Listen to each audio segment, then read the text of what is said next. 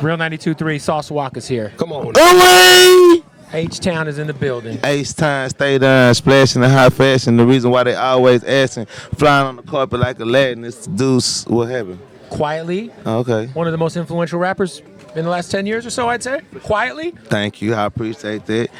You know, yeah, absolutely. You know, if I don't say so myself, it should have been a little louder. You definitely get a lot. They need to respect it.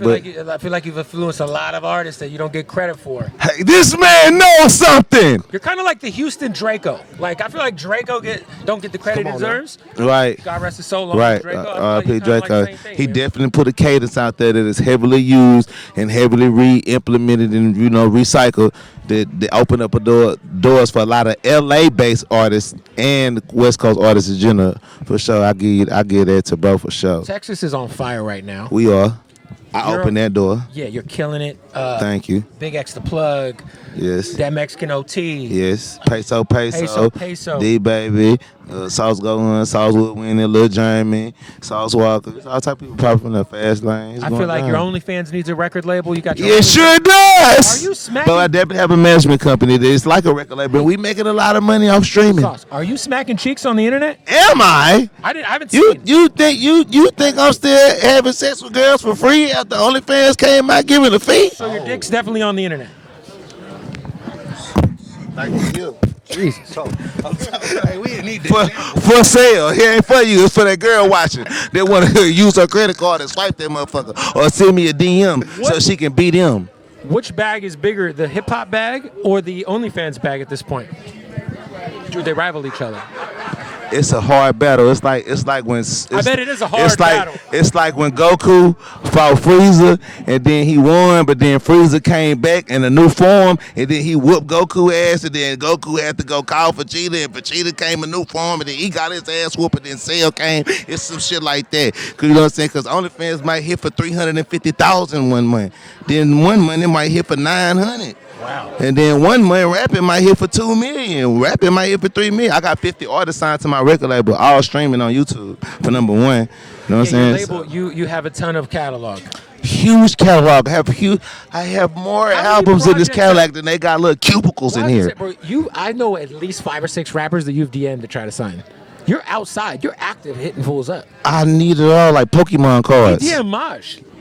Yeah, hey man, if you're looking for some opportunity and you searching for some unity, come to the TSF community. You know what I'm saying? Hey man, you need your CEO dancing at your shows and getting you some hoes before you flows. You fuck with me.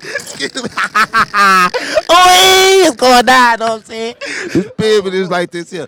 But we also teach financial literacy. We also teach people, you know what I'm saying, where to invest their money, how to understand what catalog is, how to leverage your catalog, how to make money from reinvesting your catalog, understand what publishing is, how to make money from publishing, doing sync licensing. It's also a whole different type of demographic and business savvy that goes with it. It's not just chaos and ignorance. You know what I'm saying? It's business. Explain the relation with Griselda. Were you going to do a Griselda album? Because I know that's like fam. Yeah. You know, it's really a wild situation, you know what I'm saying? But it's really dope, honestly, how me and Griselda came together.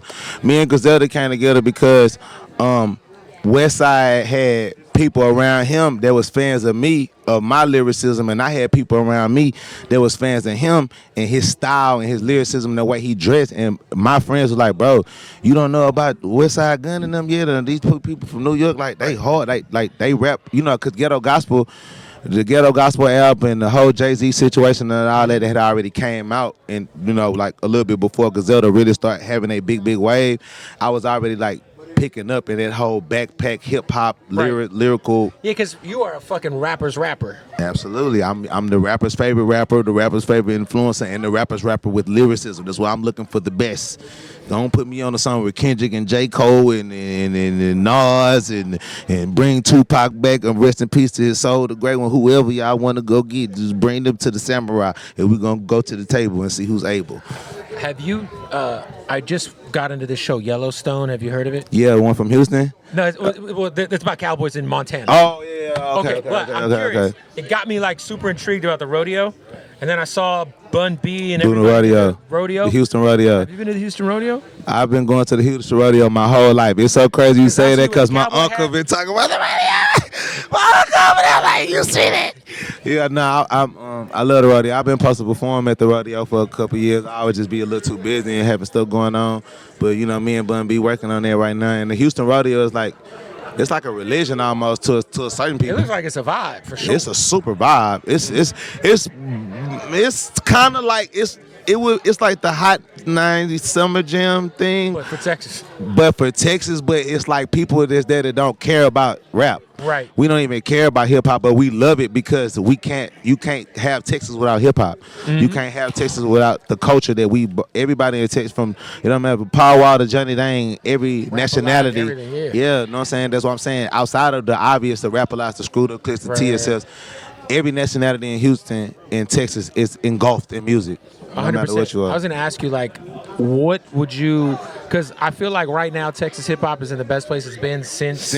Absolutely, I think back for sure. To that Source magazine cover. Yeah, the 06, 07 era, 05 era. You know what I'm saying? I feel like right now is like everybody... And even Dallas is catching the wave. No, Dallas doing that thing. Dallas popping again, too. Like, what is attributed to that? Obviously yourself, because you've been putting in constant work. And we got to give it up to Megan and Travis. Yeah, for sure. But I just mean like the up and coming like that. Like when I hear that Mexican OT, he sounds like Texas. Yeah, for sure. He sounds like Texas. Big X the plug. He sounds like Texas. Sounds like Texas. We bringing the sound. But you know, to be honest with you, at the time that I came out, really to be real, like that's where you would have to believe it. Like with me and Travis, like you know what I'm saying, like we the two people that brought completely different sounds to Texas that still resembled and emulated everything that is Texas, and did it at a time where it was the hardest to blow up in Texas and like get an audience not only from the streets but get an audience from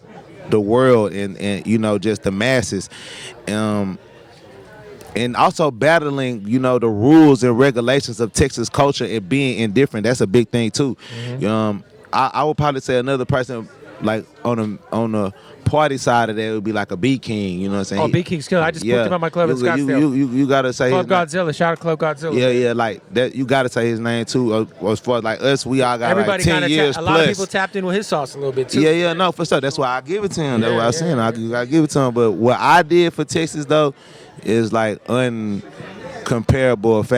Like you can't compare what I did for our state. I was gonna say I think like you kind of embodied like the independent grind of what we know to be, and I'm sure you've had plenty of opportunities to do the major label route and to do this and that. But right, and then it's another thing too is like majority of artists that come from Texas, because all the politics and all of the constituencies and rules that come from being born in Texas and going through all of that, when they do have their opportunity and they make their moment, they get out of Texas.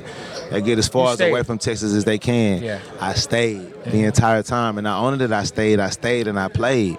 I created opportunity. I shared the doors. I did songs with people. I helped platforms like Say Cheese become Say Cheese.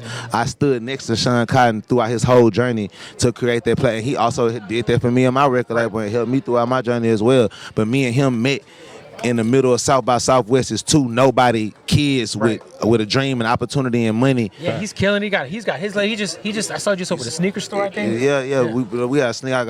I got sneakers with Cool Kai. He got multiple businesses and all the stuff with cars and real estate. But we all started like with our own podcast, our own blogs, our own style, because we didn't have the access to the Vlads and the World Stars.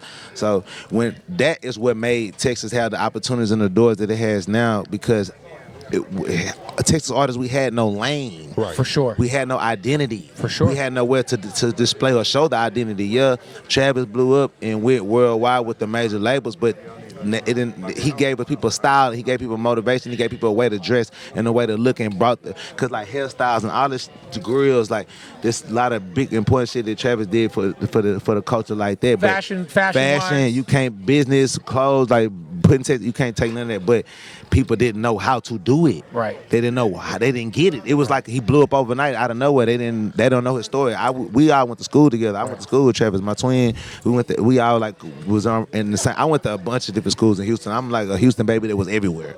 So like we know his story just like everybody know my story. Right. And that also another thing that plays a big part in the whole Houston thing. And then what Megan did, she just did it for the women. She took what me and Travis did and brought it for the women and mixed the Pimp C with it and screwed her click and just, you know what I'm saying, created an identity. A lot of girls take them from her. Houston is just a place that a lot of people take a lot of sauce and a lot of inspiration and a lot of, skill set from, but because where we are placed in hip-hop, where we are placed in America, where we're placed in the map in the industry, we don't necessarily have the same publications and defense mechanisms and our culture does not support For sure. like how New York does in Right. LA.